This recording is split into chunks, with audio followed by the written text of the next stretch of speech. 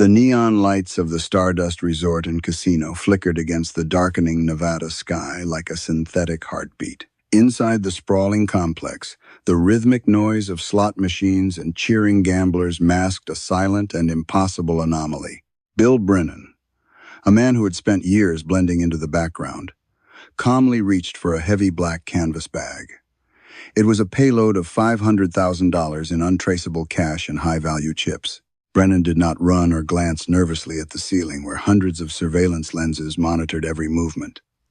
He did not wear a mask or brandish a weapon to demand the fortune he was currently holding. Instead, he moved with the chilling precision of a man simply finishing a mundane shift at the sportsbook.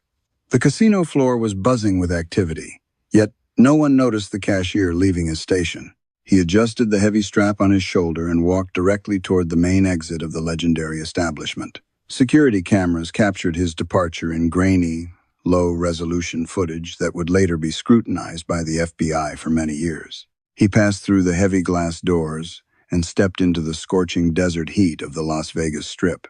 Behind him, the machinery of the Stardust continued to grind forward.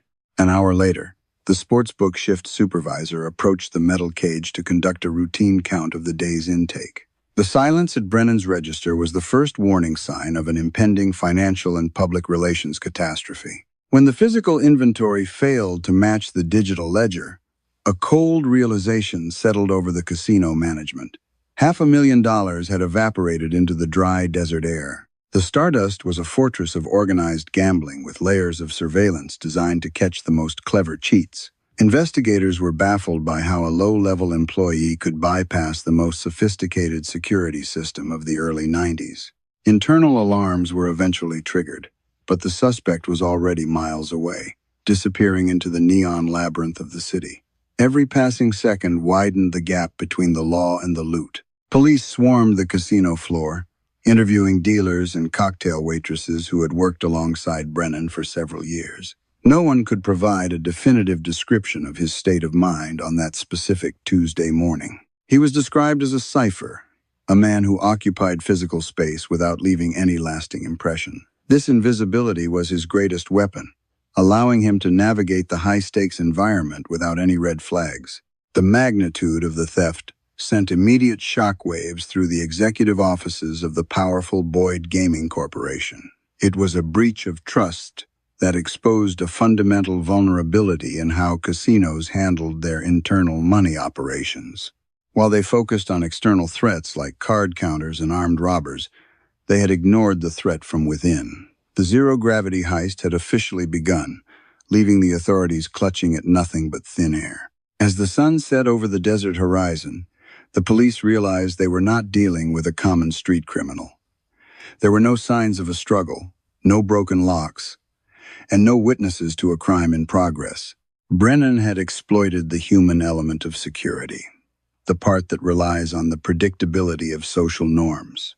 He walked out because no one expected a loyal employee to leave with anything stolen. The FBI joined the hunt, immediately listing Bill Brennan as a federal fugitive with a very high priority for capture. They expected to find him hiding at a local motel or perhaps at the airport trying to flee the state. However, the trail went cold before it even started, as if Brennan had mastered the art of molecular dispersal. The City of Lights had suddenly become a dark void for the investigators. This was the moment the legend of the Stardust heist was born, a story defined by audacity and silence. The sheer simplicity of the act baffled the veteran detectives who were used to complex underground schemes and violent confrontations. Bill Brennan had performed a magic trick on the grandest stage of Las Vegas.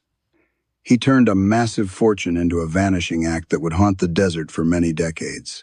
News of the robbery spread through the casino industry like a wildfire, creating a sense of intense unease among managers. The Stardust, once a symbol of untouchable luxury and absolute control, now looked like a vulnerable target. Every employee was a potential suspect, and every camera was suddenly under suspicion of failure. The invisible man had not just taken the money, he had stolen the casino's sense of safety. As federal agents began to peel back the layers of Brennan's life, they found a vacuum where a personality should be. There were no past outbursts of anger, no known debts to the mob, and no obvious signs of a double life. This lack of data was the most frustrating part for the law enforcement teams. They were chasing a shadow that had no intention of ever stepping into the light again. To understand this heist, one must first dismantle the popular myth of the criminal mastermind. He was a man defined by his overwhelming normality, a person who existed in the shadows of the city. For nearly 4 years, Brennan had been a permanent fixture at the Stardust Sportsbook as a reliable cashier. He was the type of employee who arrived on time, followed every complex procedure, and never complained. His colleagues remembered him as quiet, perhaps even a bit dull to talk to during breaks. In the high-pressure environment of a Las Vegas casino, silence is often mistaken for loyalty or simple contentment. While gamblers shouted at television screens and high rollers threw thousands of dollars onto the counter, Brennan watched everything. He processed bets with a mechanical efficiency that made him invisible to them. He lived in a modest apartment located just off the famous Strip, a place that reflected his detached personality. There were no extravagant decorations, no signs of a hidden gambling addiction, and no romantic partners to complicate his life. His only companion was a cat, a silent witness to his internal transformation. Behind that blank stare, however, a dangerous evolution was occurring as the long months turned into several years. Brennan was not just processing transactions, he was conducting a thorough audit of the casino's security infrastructure. He began to realize that the legendary Stardust security had several critical, human-centered vulnerabilities. He noticed that the surveillance team often focused their heavy attention on the players rather than the staff. The guards were trained to look for suspicious behavior, but Brennan had perfected the art of looking like a servant. He understood that the most effective way to hide was right in plain sight. The motive for his sudden shift toward criminality remains a subject of intense speculation among modern criminal psychologists. Some believe it was a slow-boiling resentment toward a corporate system that profited from the addiction of others. Others argue it was simply a logical conclusion reached by a very cold mind. Brennan spent his evenings studying the shift changes and the specific routes taken by the many security guards. He identified the exact moments when the floor was most chaotic and the surveillance personnel were distracted by tasks. He was building a mental map of a path to his ultimate freedom. Every single day, he walked past the massive vault and the security checkpoints, measuring the timing of each step. He knew that any deviation from his normal routine would be detected by the watchful eyes in the ceiling. He had to remain the boring clerk until the very last second. His preparation was not just about the logistics of the money, but about the total erasure of his identity. He stopped making long-term plans and began to slowly disconnect from the few social ties he still possessed. Brennan was becoming a ghost long before he actually walked out of the casino floor. The architecture of his plan was built on the foundation of his own perceived insignificance to the management. He knew that the Stardust saw him as a replaceable part in a massive machine, a cog with no agency. This corporate arrogance would eventually become the primary gateway for his daring escape. By the late summer of 1992, the plan was fully formed and ready for a cold execution. Brennan had identified the specific black bag he would use and the exit he would take to freedom. He was no longer just a cashier. He was a man waiting for his perfect moment. The morning of the 22nd of September, 1992, began like any other humid Tuesday in the heart of the Nevada desert. Bill Brennan arrived at the Stardust Resort and Casino precisely at his scheduled time, wearing his standard polyester uniform. To the security team watching the monitors, he was merely a blur of blue and gray moving toward the cage. He greeted his colleagues with a polite but short nod, maintaining the facade of a man who lived for his routine. Inside the sportsbook, the atmosphere was relatively calm before the afternoon rush of betting on horse races and upcoming baseball games. Brennan took his position behind the thick glass partition, surrounded by stacks of currency and rolls of betting slips. He spent the first few hours of his shift performing his duties with a level of focus that suggested total professional dedication. No one suspected that he was mentally counting down the seconds until the most critical window opened. The execution of the heist relied on a very specific lapse in the standard operating procedures of the casino. Brennan knew that during the mid-morning transition, the eyes of the floor supervisors were often diverted to the incoming high-stakes ledgers. This was the moment when the physical security of the sportsbook cage was most reliant on the integrity of the individual cashier. He had calculated that he had a narrow 3-minute window to act without being questioned by his peers. He reached for the heavy canvas bag that he had strategically placed near his feet earlier in the morning. With a calm and steady hand, Brennan began to transfer thick bricks of $100 bills into the dark interior of the bag.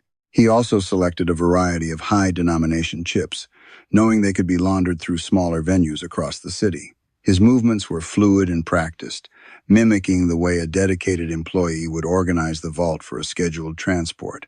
The most brilliant aspect of his plan was the exploitation of the camera angles within the sports betting area. Brennan had spent years identifying the exact positions of the fixed lenses and the rotation cycles of the motorized cameras. He positioned his body in a way that blocked the direct line of sight to the money drawer he was emptying.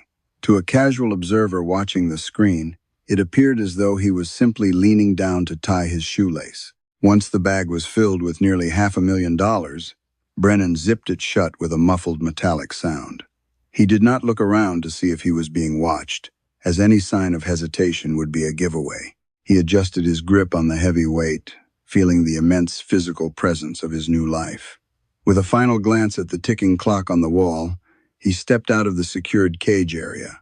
He began the long walk across the expansive casino floor, a journey that felt like an eternity under the bright neon lights. Every step was a calculated risk, a gamble far larger than any placed by the patrons sitting at the nearby blackjack tables.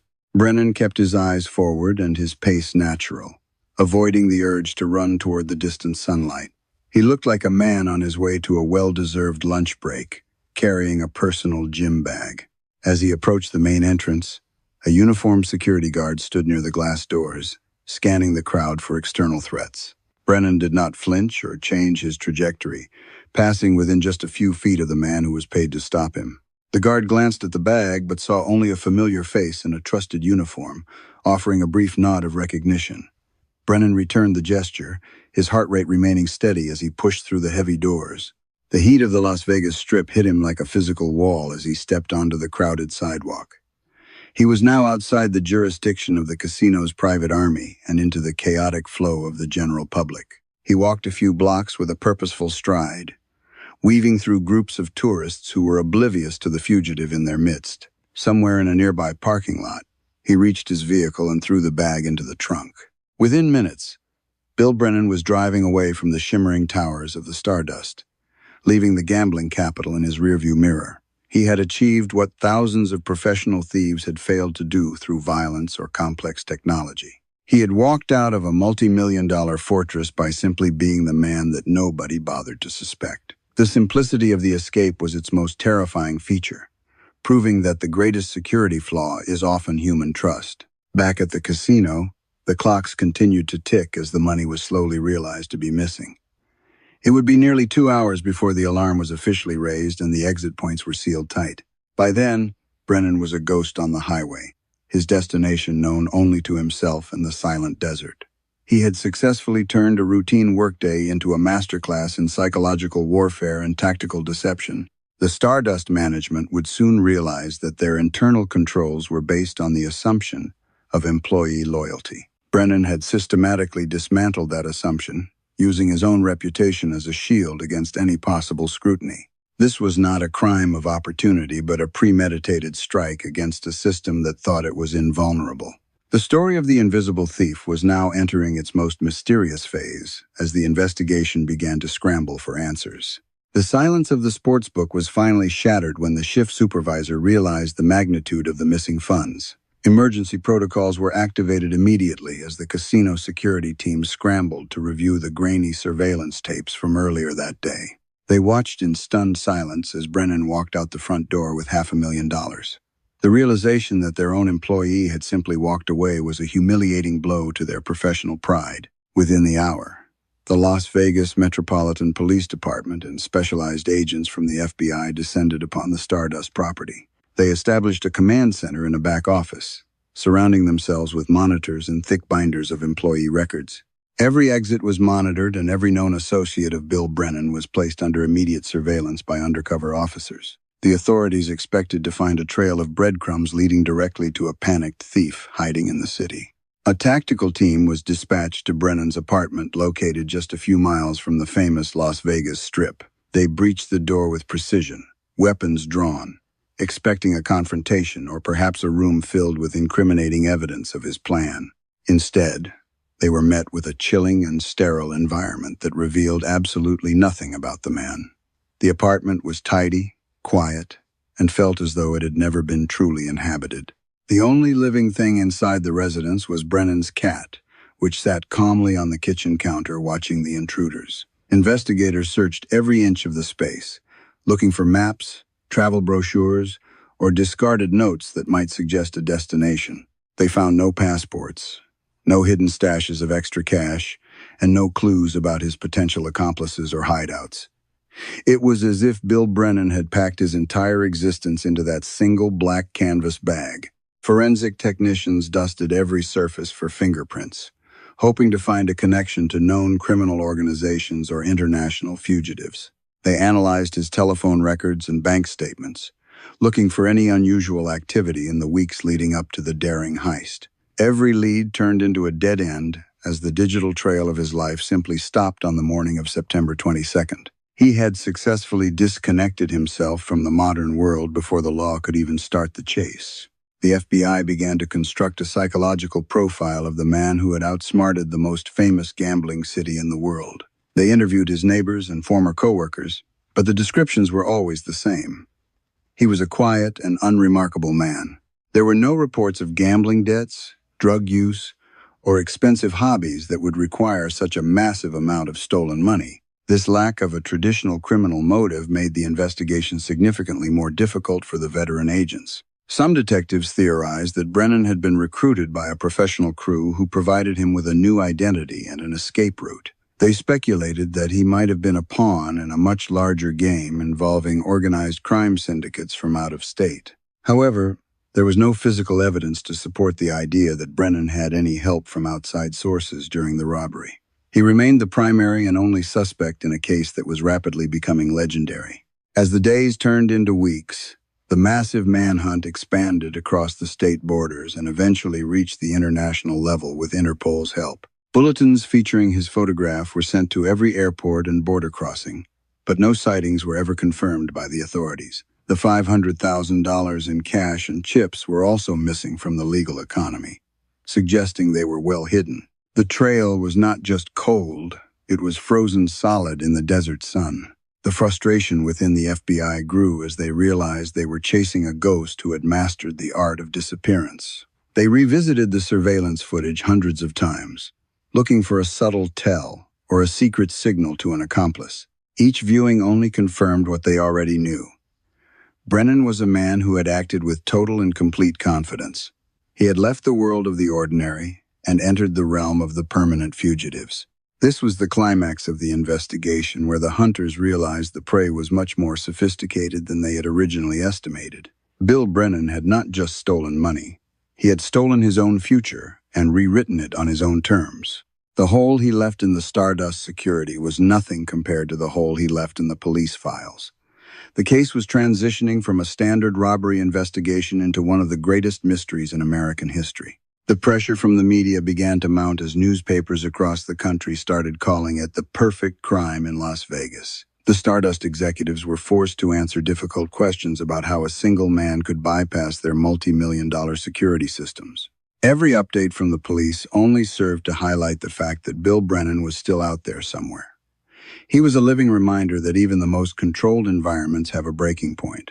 In the shadows of the investigation, rumors began to circulate among the local gambling community about the ultimate fate of the cashier. Some believed he was living like a king on a tropical island, while others thought he met a dark end. Without a body or a witness, the mystery only grew larger and more complex with each passing year of silence. The perfect heist had created a perfect vacuum that the law was unable to fill with any facts. The Stardust Casino no longer stands on the Las Vegas Strip, having been reduced to rubble in a spectacular implosion in 2007. However, the ghost of Bill Brennan remains embedded in the history of the city like a permanent stain on a velvet carpet. Even as the physical walls of the sportsbook crumbled, The mystery of his disappearance grew into a towering urban legend. He achieved a rare immortality in a town built on fleeting luck and broken dreams. 30 years after that quiet Tuesday morning, the Federal Bureau of Investigation still maintains an active file on the vanished cashier. His face, aged by digital artists to show what he might look like today, appears on cold case websites and most wanted lists. Investigators still receive occasional tips from people who claim to have seen a man matching his description in remote corners of the world. Every lead is investigated, yet every single path eventually leads to a dead end. The Stardust robbery forced every major casino in Nevada to undergo a radical and expensive transformation of their internal security protocols. The industry realized that their focus on high-tech cheats and external mobs had left a massive hole in their human resource management. Background checks became more rigorous, and the movement of cash within the cages was subjected to constant, redundant verification by multiple departments. Brennan's simple exit changed the very architecture of how money is protected in the modern era. Theories about his ultimate fate continue to fuel late-night conversations among retired detectives and true crime enthusiasts across the globe. Some believe that he was murdered shortly after the heist by professional criminals who were waiting to steal his stolen fortune. In this dark version of the story, his quiet demeanor was a fatal flaw that made him an easy target for predators. They argue that a man like Brennan could never survive alone in the underworld. Conversely, a more romanticized theory suggests that Bill Brennan successfully crossed the border into a country without an active extradition treaty. Supporters of this idea believe he is living a peaceful, anonymous life under a completely different name in South America or Europe. He would be an elderly man now, perhaps sitting at a cafe and watching the world go by without any fear. This version of the story appeals to the human desire for a successful escape. The true brilliance of Brennan's crime lies in the fact that it was never solved, leaving it as a perfect specimen of criminal audacity. Most criminals are caught because of their own ego, their desire to brag, or their inability to handle the sudden wealth. Brennan, however, possessed a level of discipline that is almost superhuman in its consistency and its total lack of vanity. He didn't want the fame. He only wanted the total and permanent silence. Las Vegas is a city that prides itself on knowing everything about everyone who enters its glowing and high-stakes borders. Yet, for over 3 decades, it has been forced to admit that one ordinary man walked away with its pride and its gold. Bill Brennan proved that even in a world of total surveillance, a person can still choose to simply not exist. He remains the invisible man of the desert, a shadow that the sun cannot reach. As the sun sets over the modern towers that now occupy the space where the Stardust once stood, the legend remains. We are left to wonder if he is still out there, perhaps smiling at the digital screens that now track every human movement. His story serves as a haunting reminder that the most dangerous person is often the one you never bothered to notice. Bill Brennan did not just rob a casino. He successfully escaped the world itself. The case of the Stardust robbery will likely never be closed until a body is found or a confession is finally signed.